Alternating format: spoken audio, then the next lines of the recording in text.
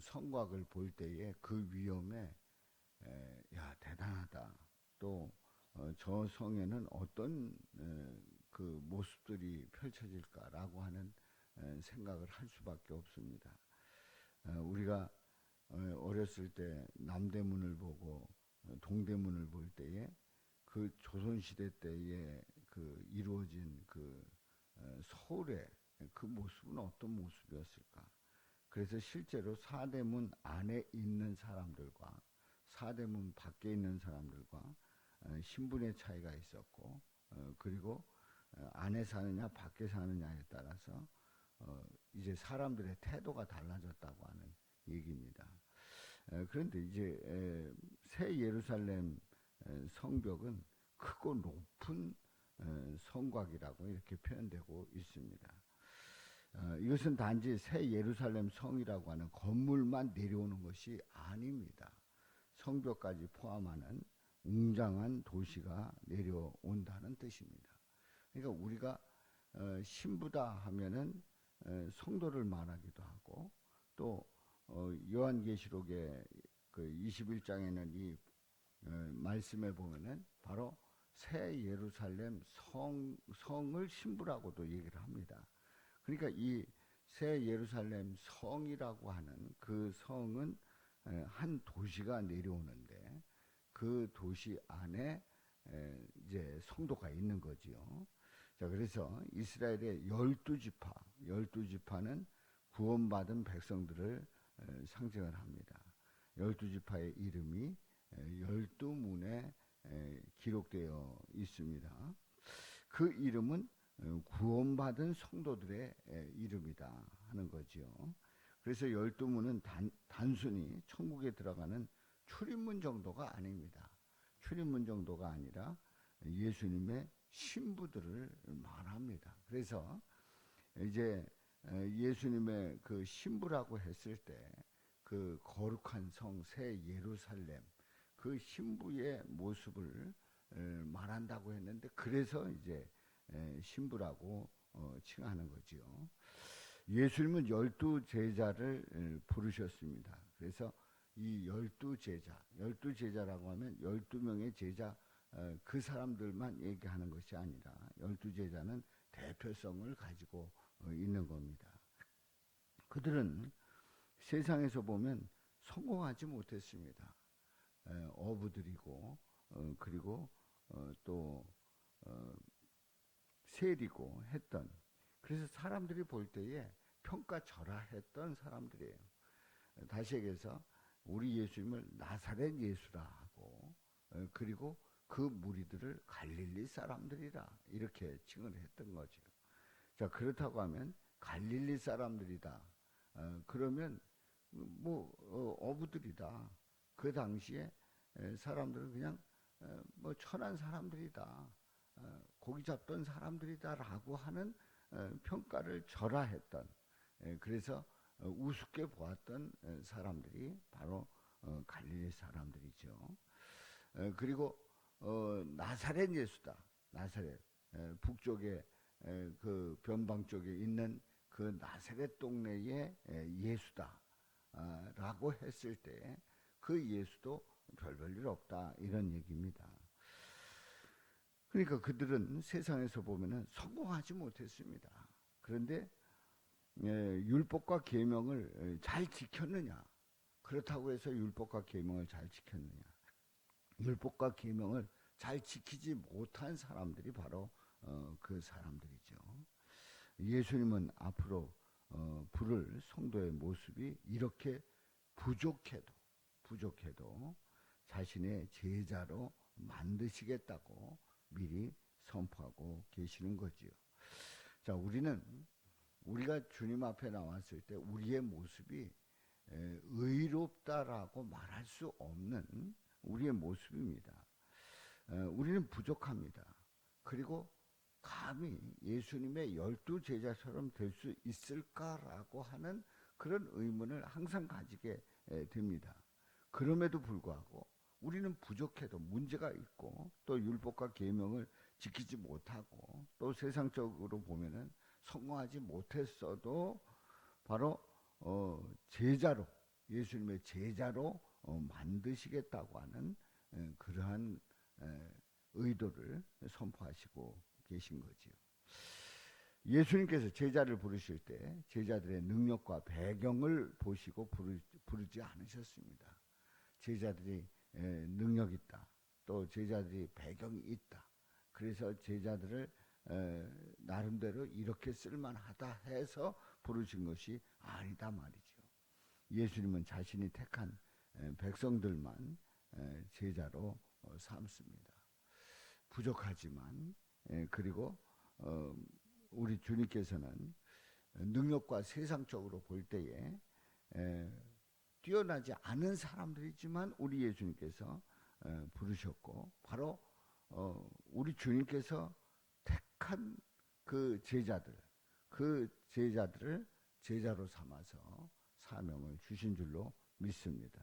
그러니까 우리 주님께서 우리를 부르셨다는 게 얼마나 중요한가 하는 것을 우리는 늘 고백하면서 내가 주님 앞에 나올 수 있다는 것, 주님께서 나를 택하셨다는 것, 그래서 하나님의 자녀 삼아 주셨다는 것 감사하며 영광 돌릴 수 있기를 주님의 이름으로 축원합니다.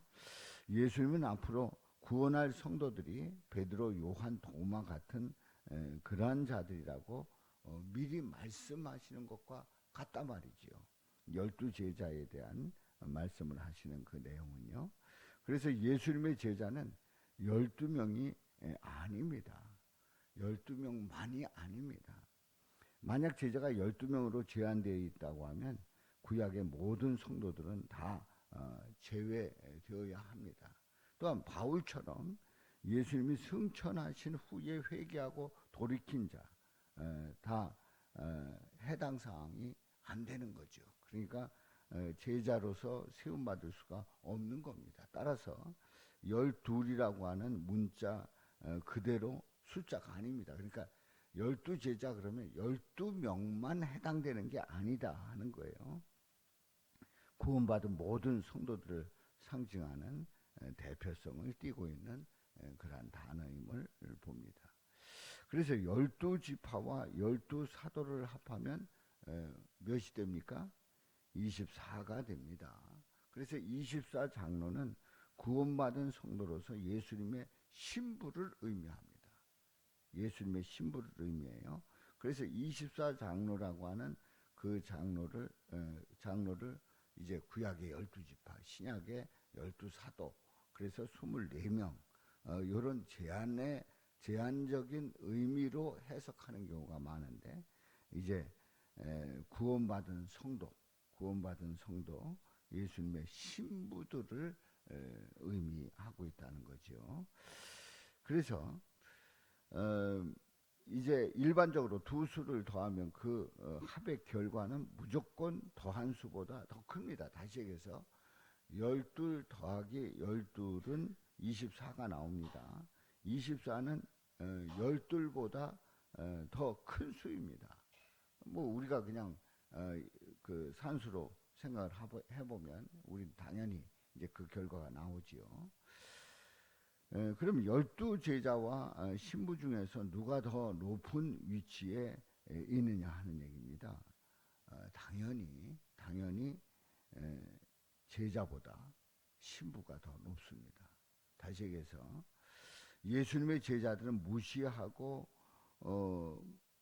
별 볼 일 없었지만은 예수님의 신부들은 모든 죄를 용서받았기 때문에 더 이상 죄인이 아니라 예수 그리스도의 옷 입은 거룩한 백성이 되었다는 얘기입니다. 자, 그래서 이제 지금 말씀드린 이 내용은 이제 12 제자다 했을 때 그 우리가 알고 있는 12명의 그 제자의 개념을 가지고 있는데 이제는 오늘 이 요한계시록에 나온 24장로의 그 개념은 이제 예수님의 신부의 개념이기 때문에 이 신부의 개념은 우리가 별 볼 일 없어도 죄인이고 또 율법과 계명을 지키지 않았어도 우리 주님께서 자녀 삼아 주셨고 성도로 세워 주셨고 예수님의 신부가 됐단 말이죠. 그러니까 제자의 개념보다도 신부의 개념이 더 큰 개념, 더 귀한 개념. 그래서 예수 그리스도를 옷 입은 거룩한 백성이 된 개념으로 말씀하고 있는 겁니다.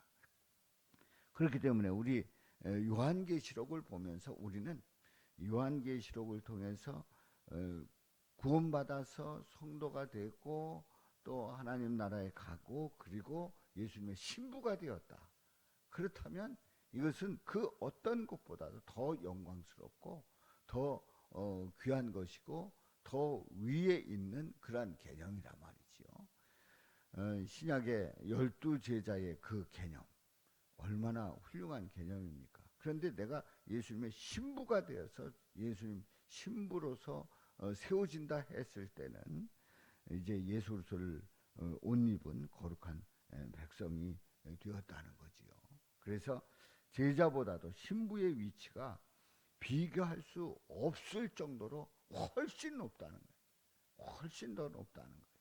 그러니까 우리가 예수를 믿어서 하나님의 자녀 되고 그래서 새 예루살렘 성에서 예수님의 신부로 있다는 것이 얼마나 영광스러운 그 직분인가, 얼마나 영광스러운 그 신분인가 하는 것을 생각해 보면 이 영광은 정말 우리 예수님 때문에 얻을 수 있는, 그러니까 예수님이 나의 신랑이기 때문에 얻을 수 있는 크나큰 영광임을 우리는 고백합니다.